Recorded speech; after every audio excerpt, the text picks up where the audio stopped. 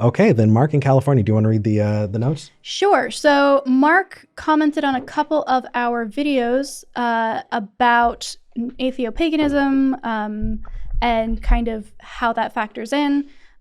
This is, I believe Mark is an atheopagan, so I'm curious to hear more about that. Mark, thank you for waiting and welcome to the show.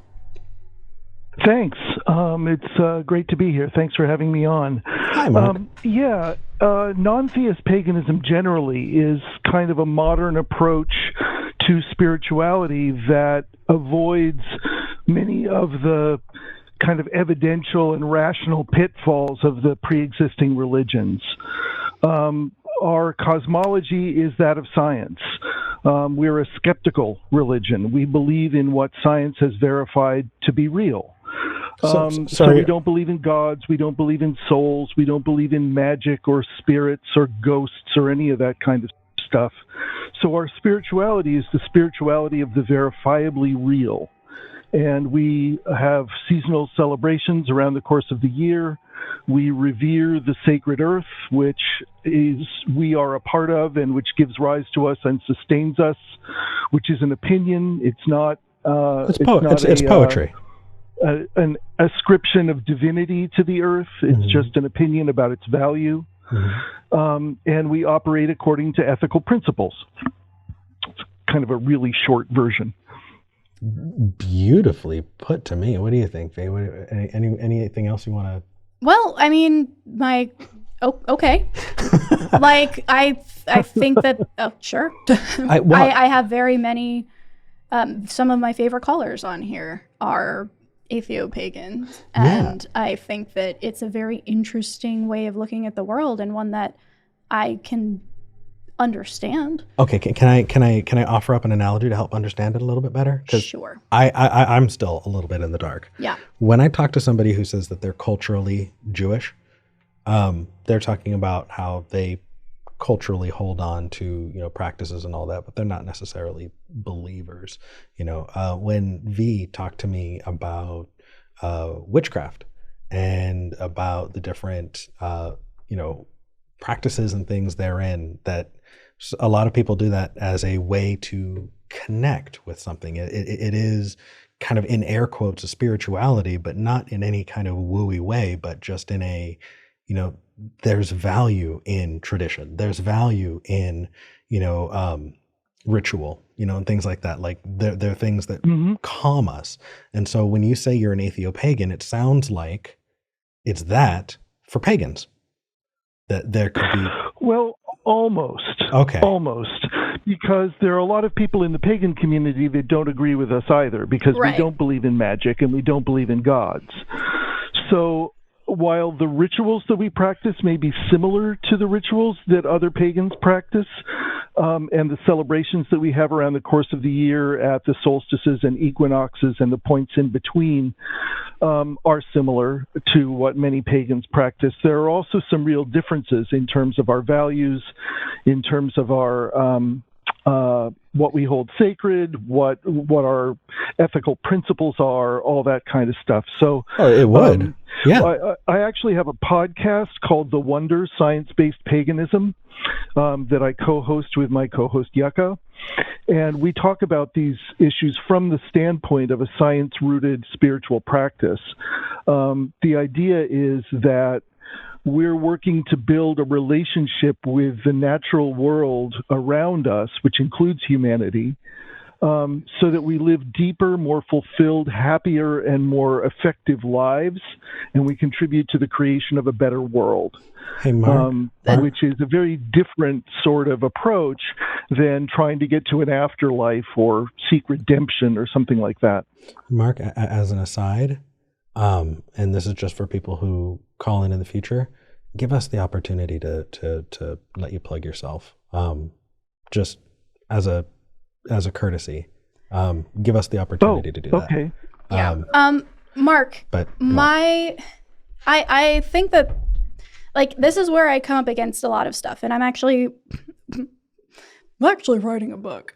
I'm actually writing a book about this exact kind of perspective. The one day you're not wearing glasses is the day. Which is, it was a defense mechanism. If I did, I would be insufferable.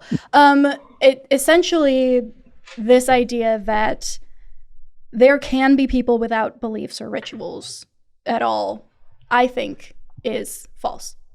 And I know a lot of atheists will very much disagree with that. I've had many an atheist say, I have no beliefs, or I never do any rituals. I'm like, do you get up in the morning and you make coffee? That's a ritual. A wonderful ritual, making coffee. Oh, yeah. So, like, I think that atheopaganism, or some version of that, whether that's versions of witchcraft that don't ascribe to the supernatural, or anything that combines that neuroscience perspective with the understanding that this is the way our brains work. We tell stories, we make comparisons, we put things in boxes, we find deeper meanings, we search, we yearn for analogy and metaphor.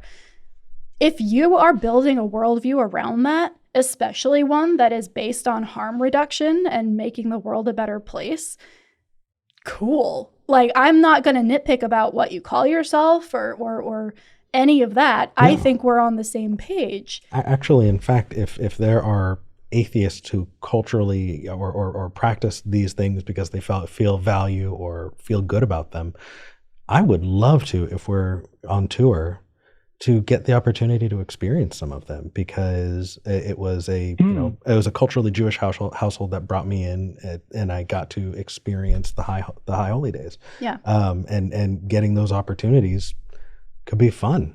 Right. And I think a lot of it is just there's a lot of baggage that a lot of these words have, right? And I think there are some people who say, well, we should leave the words behind. We should leave the word paganism behind if we're not actually a pagan. In the sense of like worshiping gods, or we should leave the term religion behind, or ritual or spiritual. All of these words that, granted, were pretty much invented by religious Christian people, at least in the iteration we have them in. Like, spiritual specifically comes from trying to explain something from the Bible, at least our version of it.